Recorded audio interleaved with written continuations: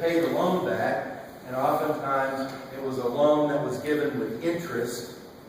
And so if next year the crops come in and you don't have enough to feed your family, much less pay your taxes and pay back the loan with interest, then your creditor gets your collateral,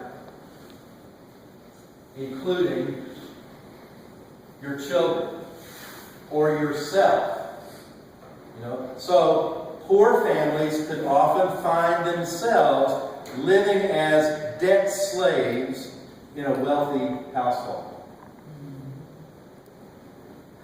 This word here in this story in Greek, that's translated healed or saved or rescued, is a word that referred, in its most basic sense, refers to somebody restoring your freedom. Restoring you to the state of well-being that you had before you fell into debt slavery. Okay? Your trust has saved you. Your trust has healed you. Your trust has that is in this story. Now, the other thing that you don't really know from most translations, I translated it this way, I think, so that you would hear it, is that in verse 48, where Jesus says, your pistis has healed or saved or rescued you, the same words are used in verse 50. When the people come and say, your daughter has died, and Jesus says, and you have the verbal form of pistis, just trust, and she will be rescued, healed, saved. It's the same word. I mean, that's what I'm saying.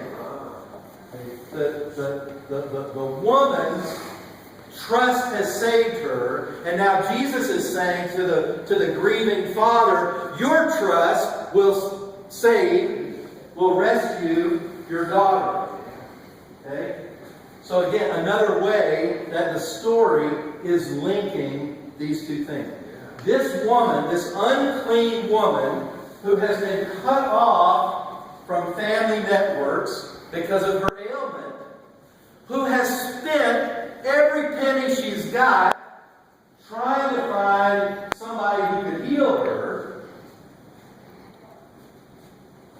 her act, Jesus says, healed you. Okay?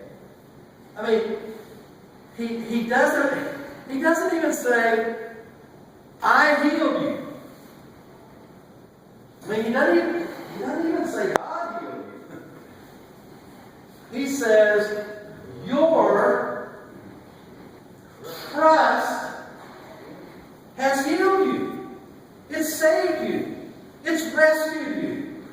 And furthermore, she now becomes a model. Her faith becomes a model for Jairus, the leader of the synagogue, who is grieving because he has lost the relationship with his daughter. His family has lost one of their own.